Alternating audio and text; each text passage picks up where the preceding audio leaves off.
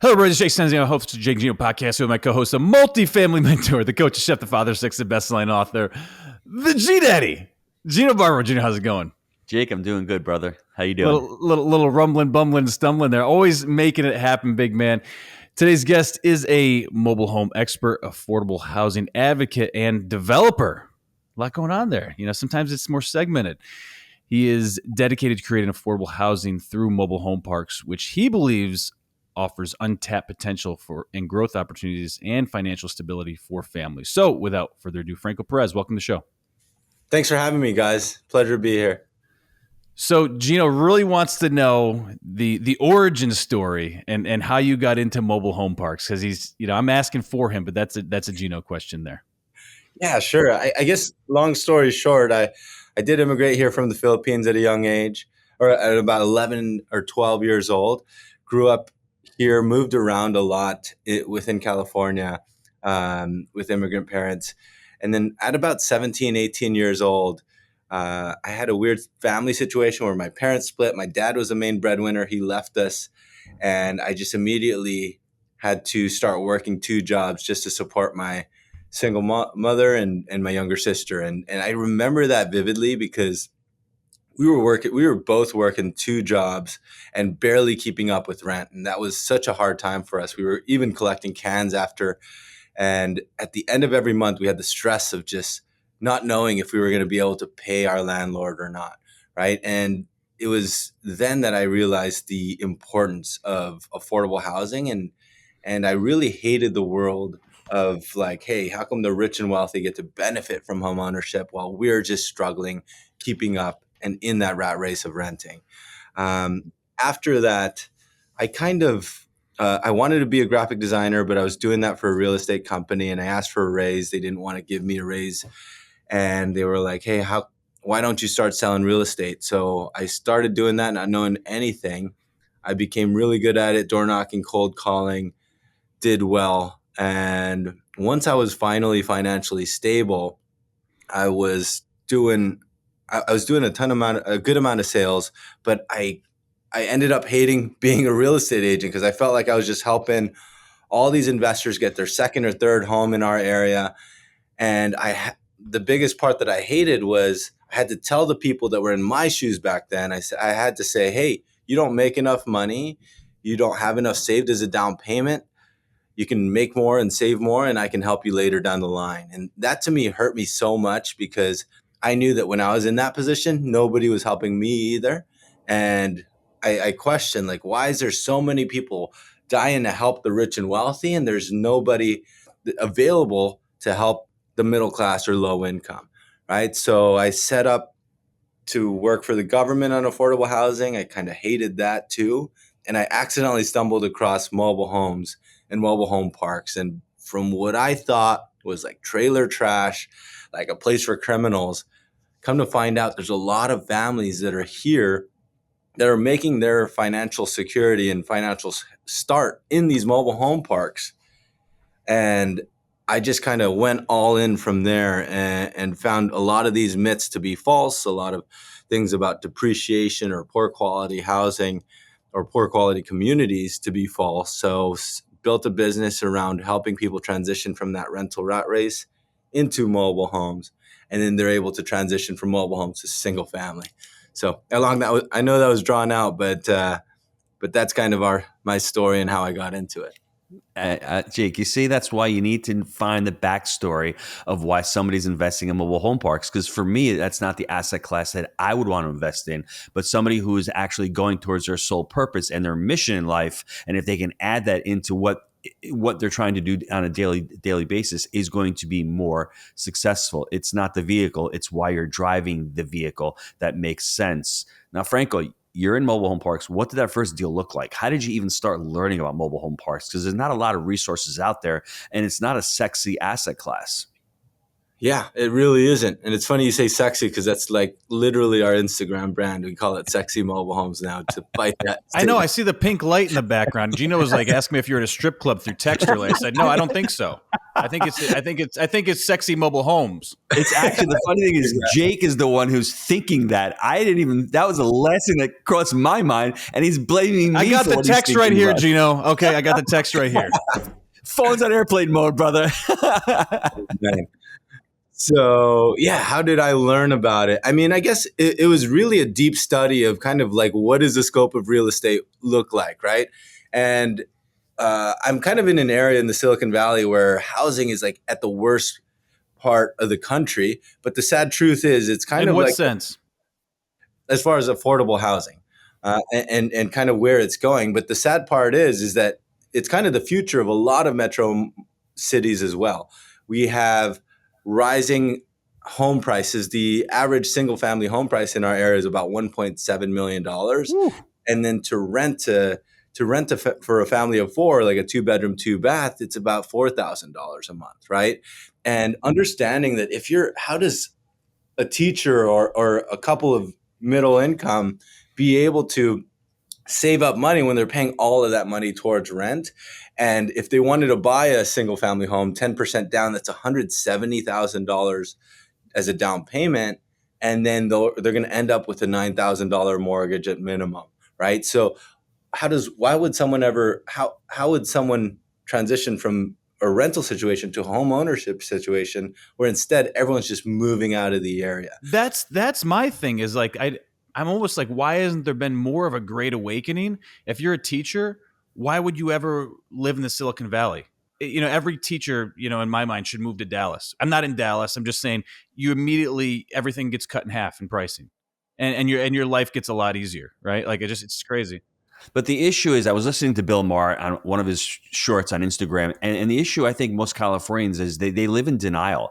He's complaining about the 13% state income tax that he's paying, and he's paying a lot, and he's getting nothing. And that's been going on forever. I mean, have water in the fire hydrants, please. Have people, like, you're spending $7 billion on homelessness when you could have taken that money and created the affordable housing. I mean, like, all this problem that you have. You could do a lot with that, right? You're wasting so much money. That's the problem that I think people are starting to realize. That time out here, we're wasting a lot of resources and a lot of money going to other countries and just paying these stupid expenses that money's getting lost. And I think that's the problem. And that's driving up inflation. That's driving up housing. That's driving up everything. But Franco, I want to bring it back to the mobile home parks. And when you're looking at these deals, if I'm thinking about investing in mobile home parks, what are some of the things that you're looking at as a mobile home park investor? Some of the KPIs, some of the metrics, maybe such as cash on cash, debt coverage ratio. What are you looking at that make a deal really good for you in mobile home park investing?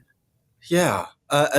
I want to touch on what you said real quick because it is important on why people are kind of staying in these areas. I believe that every area deserves. Like if you got the money, okay, it's one thing. But if you really don't, right? That's where I'm like scratching my head. But please carry on. Yeah. No, totally. I want to finish that thought real quick because when a single family home is that high and rent is that low, the big comparison in the middle and why I've found mobile homes to be a perfect middle ground is that these numbers are going to sound high for a lot of people in this area. But in our area, a nice newer mobile home's about $350,000 with about. Is that like a double wide with like vinyl and everything? Yeah. Correct. But to paint the picture of how that looks financially is like instead of putting $170K down, they'll put about $35,000 down, which is much more attainable. Their mortgage would look like about $3,200 a month with the space rent, kind of like an high HOA of $1,000. Yeah, I was thinking it'd be less, but yeah.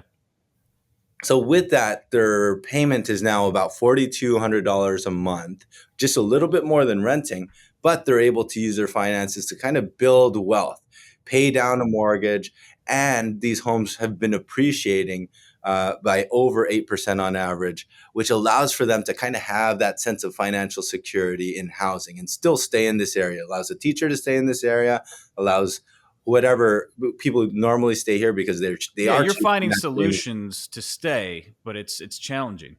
Correct. So that's kind of what we've found out. And to your second question, Gino, is that is what we're looking for deals wise. The thing is we do more on the infill. So we do help with people transitioning to buying and then help people that are selling in the mobile home world. But the big thing that we're doing now is converting these older homes that have been here since the 1970s into larger, sexy mobile homes like we were talking about earlier, right? Pink So lights and everything. So it's funny that you refer to the lot rent as HOA. What are you seeing for lot rents in your area? lot rents are average about $1,100 a month in our area, but in Malibu they're like double that. But in outside, every area and every market has its own different dynamics, right? As soon as we go like an hour There's and a half mobile out, homes in Malibu.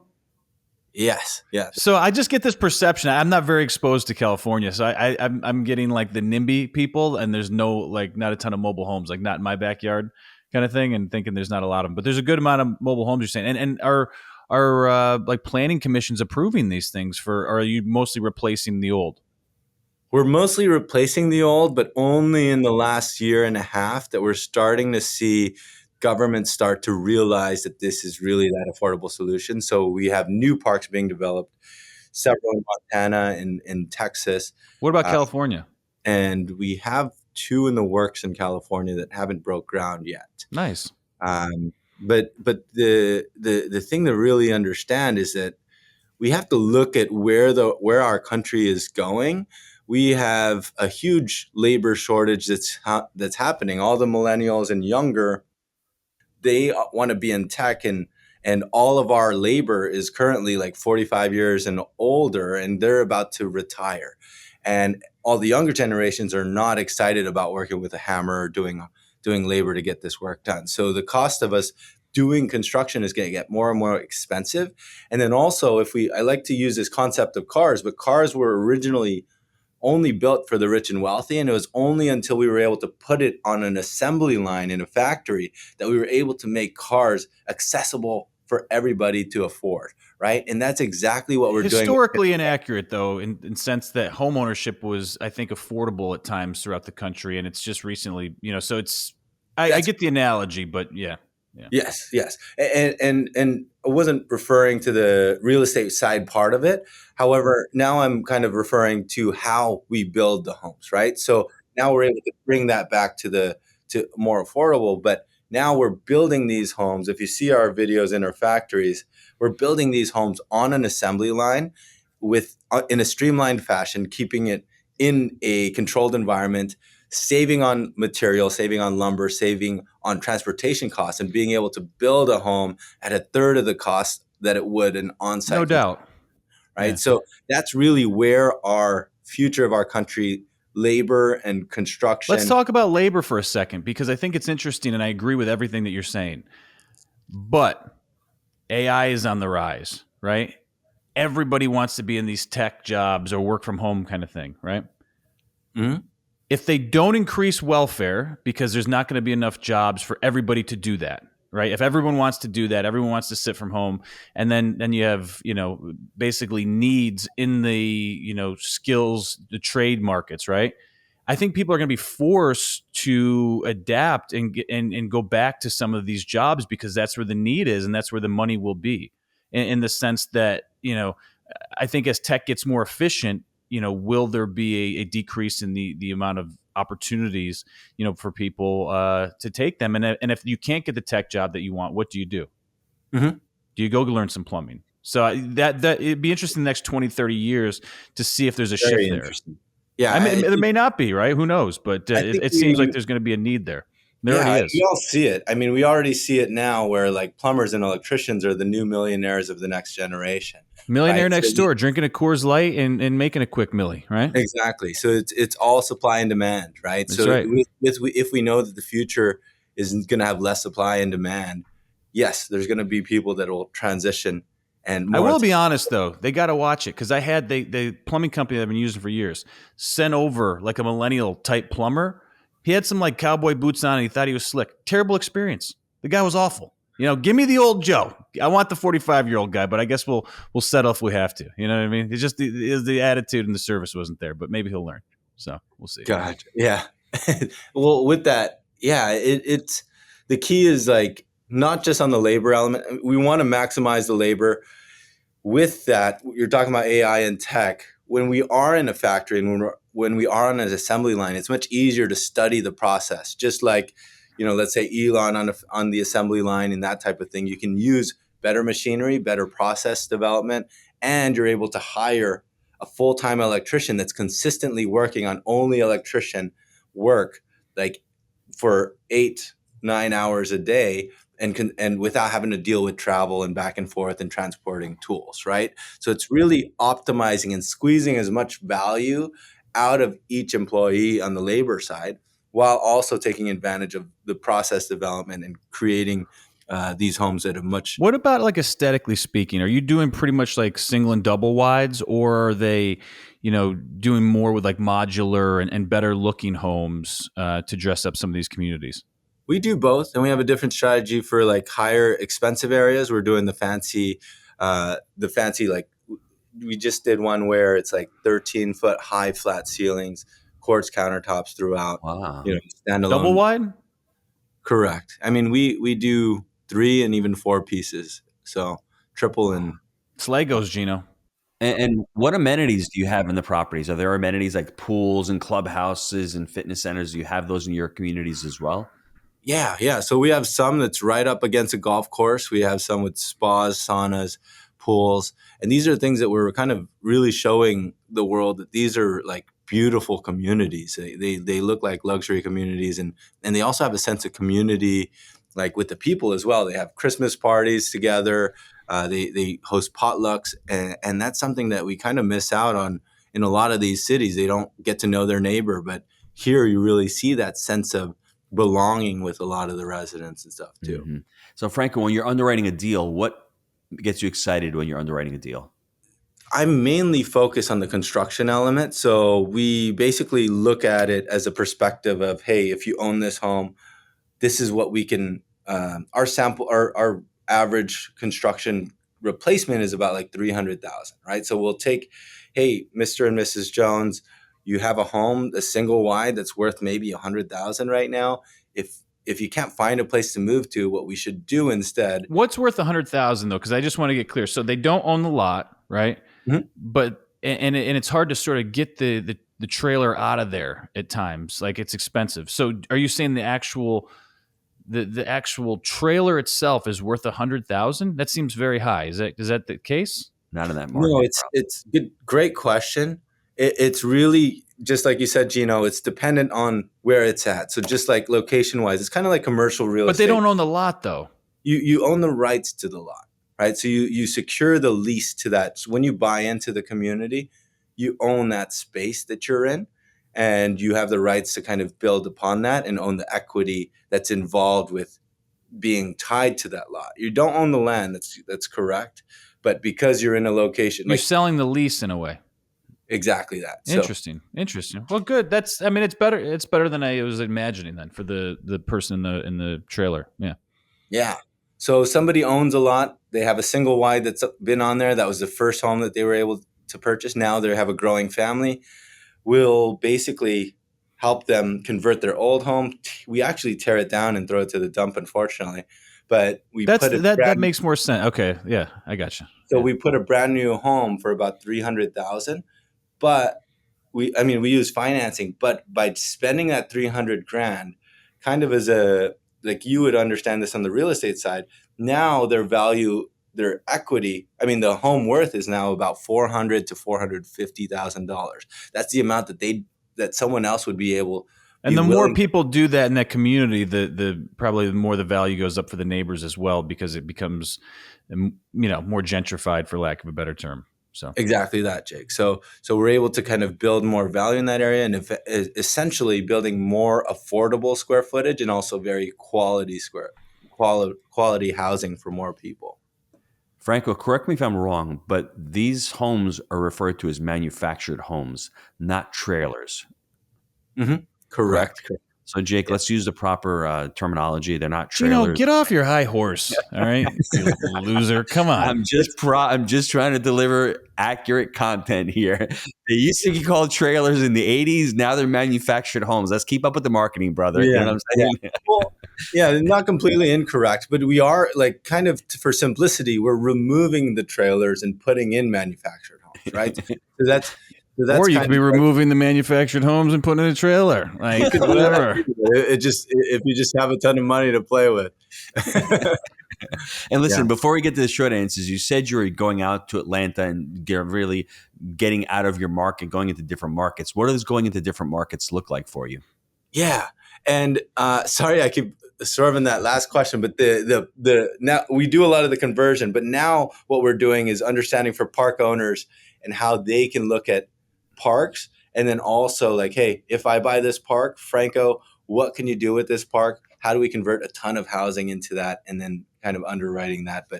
But when the park purchasers are looking for deals, usually you look for a community that's near a very expensive or growing market that does have old stock inventory. And then we are able to kind of be that consultant in converting a lot of their old homes to new ones. And then essentially they could buy a $4 million mobile home park in an area.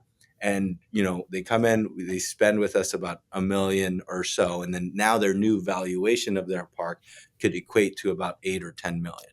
Right. So there's deals like that do happen.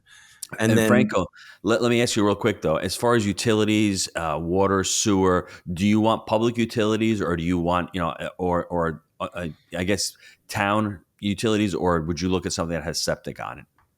the preference is public utilities, but you don't want to overlook, if it does have septic and that type of thing. Sometimes the harder projects to work with are the ones that nobody wants, but you can find a better deal, right? Yes, I agree. So, and as far as your question on the Atlanta area, with us, we are looking for partners that want to do a similar thing to what we're doing in other areas. We're doing that in Atlanta now, where housing, our numbers I know I mentioned are super high, but in Atlanta, single family homes are about like 300, 400,000, where renting is about like $1,000 a month, and the mobile homes themselves are about like 150, but which still allows to build that stepping stone in between for housing, for people to have that social mobility of their finances, right? Jake, one more question real quick. Are you going to have to move manufacturing to Atlanta, or will you be able to do it in California and just ship things? What's the easier, more preferable way? There's already factories in Atlanta that are doing a similar thing and focused on modular. And then we can work with those and integrate what we're doing. Okay. Thank you. Cool. All right, guys, let's take a quick time out to hear from our sponsor. This episode of the Jake and Gino Podcast is brought to you by Wheelbarrow Profits, the premier multifamily education community. Wheelbarrow Profits proof is in their results. Their members have closed over 86,000 units. That's over $5 billion in student deal volume. Are you serious about taking your real estate game to the next level? Do you have the confidence to take action? Schedule a call with the Wheelbarrow Profits team today and supercharge your real estate knowledge. Build lasting relationships through unparalleled networking opportunities. Obtain lasting knowledge on how to buy multifamily real estate with intensive training. Gain hands-on experience through their live events with like-minded individuals and industry professionals, all while experiencing the personal touch and family atmosphere that set them apart. Visit wheelbarrowprofits.com for more information. All right, we are back. So talk about some of your investments. Have you looked at parks where you go and buy the lots, and then you basically work directly with the residents to get them into new modular home ownership? Manufactured home. I still Manufactured call it home? I tried, Franco. See what I'm up against? I gave him the vernacular. Can we get the folks some new trailers? That's what I'm asking. for simplicity, honestly, I think there's a lot of I don't like the transition to manufactured homes just because it's calls it confusing and nobody has empathy for it. I'm just anymore. he's trying to, do something where I'm just plain speaking, and he's going off and doing this corporate stuff now. I don't know where his head's at, but anyways, yeah. So you're looking at a site, got some old trailers on it. Have you, in your investments, have you done any where you've bought those and then you basically have gone around and help sell more of the newer stuff to the folks that are there? Have you done anything like that, or has it been Correct. more like syndicated investments? Well, both. So I have a few that I'm a part of the syndication and kind of helping assist converting the old stock inventory to Cool. new. And then also the second part the first part that you mentioned is actually what we've been doing more of is we get involved, we get tied into their community, and then we kind of do an educational process of like, hey, this is what your home could look like, this is what your value could look like. And it becomes a win-win for the residents, for the park owners, and for us to be able to make money as a company as well. So we're building and The you know, image for also these types of communities, I think that improves the image as well. So there's maybe less pushback from other people in that community, not the actual park community, but the surrounding areas. what was the question, Jake? No, I'm saying that as you upgrade these, I imagine that the impression and the image in the general community or in the surrounding areas improves as well. So maybe there'll be less pushback, in the future and whatnot, because I'm sure that there's quite an improvement. So. Oh, absolutely. And if you haven't seen our YouTube channel and stuff like that, we really push how beautiful these homes look like, how beautiful the community looks like. We even have a lot of people that even neighbors that haven't worked with us that love the new homes that are coming in, because it essentially like brings in more pride of ownership for people, and people are more invested into that community as well, so they take care of their homes. What's the YouTube channel? It's Franco Mobile Homes is the YouTube channel, and like you mentioned, the sexy mobile homes is the Instagram. So Got it. I'm gonna keep my thoughts to myself.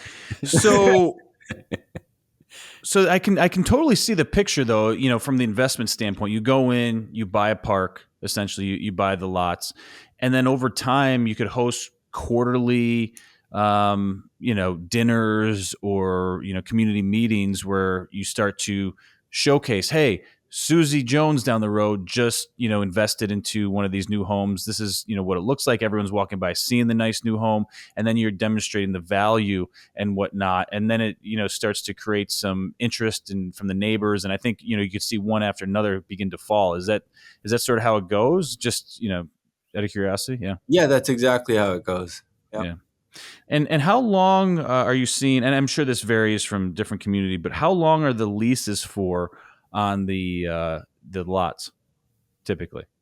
So I also am a part of kind of like government advocacy for the leases and stuff. There's a lot of protection on you. You essentially will have that lease month to month permanently at the term that you own that home. So once you buy it, as long as you follow the rules and continuously pay that space rent and don't do anything that causes you to get evicted, you will stay on that lot. It's kind of like a condo or a townhouse with an HOA, right? So they don't force you But the out. rate could vary, right? So I guess that's the component that I'm like, what's the term of the rate guaranteed for? Is it typically 12 months or is it, what is it? It's typically month to month until you end up having to sell. Wow. And so it is. So there's no fixed component then for the resident in terms of predetermined rates. I think that's where I'm going with this. So Maybe if you're asking about the rent increases, each city and county has their own regulation of that rent increase. But if you're maybe in asking, California, but elsewhere, I don't think that's the case. So I guess it varies by state. So like, okay, so in California, are you basically the lot owner has an opportunity to raise the rent once a year? Is that the idea? correct. Okay, Yeah. so you basically get 12-month leases for term's sake and for predictability of payment and whatnot. Mm-hmm. And Franco, let me ask this question. If Susie puts the home up with you and a year later she decides to sell, she can sell, it's hers, and then Jay comes along with his Coors Light. He can buy the home from her. He assumes it. He assumes lot rental, and he assumes ownership of that mobile home. Is that how it works? Yes, exactly that. Okay. Gotcha. That's great. That's awesome. So they are building equity. They're paying down principal. They're living in an affordable community, and they're building wealth. That's awesome. Yeah, I think it's the regulation difference from state to state because that's not necessarily typical in all places, but that makes Yeah. more sense, and that's why And a little disconnect there. And I want to add to that disconnect a little bit because a lot of these protections are usually around in these high dense markets. And I also don't want to fool the viewers that not all mobile homes do appreciate. The appreciation happens kind of in a lot of these very expensive areas like Austin, Atlanta, all of these coastal areas of California, even Seattle and stuff like that. So, the main thing is showing that this is an option for a lot of those people that choose to live in a big city that, whether it's for work or being closer to family, that this is an option that they have available to get out of that rental rat race. Are you looking at anything currently, any investment opportunities on the horizon for yourself? We have a few stuff that we're working on, mainly around building more parks in areas that need it.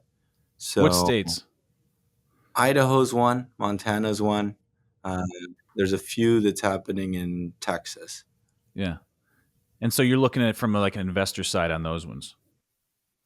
Kind of. Yeah. So I'm more on the infill side. So we pretty much wholesale build multiple homes at the same time. So it's more aligned, more synergistic, potentially. Exactly. Yeah. And I think this might be important to say as well, as like building a single family home development takes 2-3 years sometimes in a city, whereas or if I were to build a single family home on my own piece of land, it could take about 18 months to build with permitting and all that timeline, right? But if we were to do a mobile home park conversion, we always consistently beat our record. We used to do it in about 8 months. But now, from start of the order to finish, we can complete a project in under 3 months total. Holy shit. Yeah. Wow, and with that, we're able to actually build not just one. Gino can't even close a deal in 3 months, let alone build one. But with that, we can even not only just one at a time, but build like 10 at a time in that timeline, right? So because we're not dealing with a lot of the regular real estate permits that are required, we're able to kind of build a lot quicker. Oh, that's awesome. And because of the assembly line element of it as well. Yeah. And that, do you try to apply that to the setting of the homes as well?